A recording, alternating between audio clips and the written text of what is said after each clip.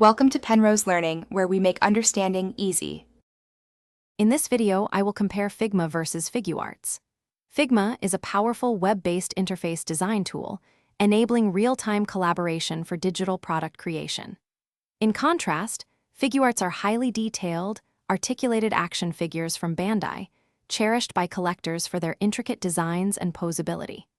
These two products exist in entirely different realms, serving distinct purposes and catering to vastly different audiences. Understanding their core functions is key to appreciating their individual value. Figma empowers designers to create stunning user interfaces and prototypes with unparalleled ease.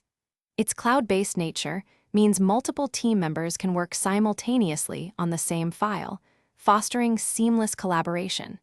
You can access it directly through your web browser, eliminating the need for complex software installations. It's a go-to for crafting everything from mobile apps to intricate websites, streamlining the entire design process for professionals worldwide.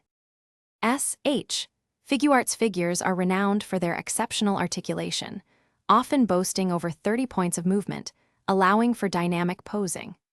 These collectible figures typically stand around 140 to 150 millimeters tall, or about 5.5 to 6 inches.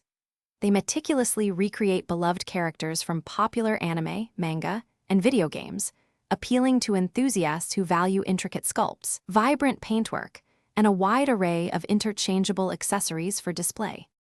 Ultimately, deciding between Figma and Figuarts isn't about which is inherently better, but rather which product aligns with your specific needs.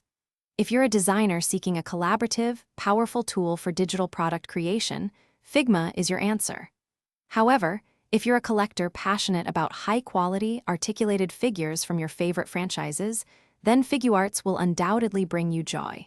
They are distinct offerings, each excelling in its own unique domain.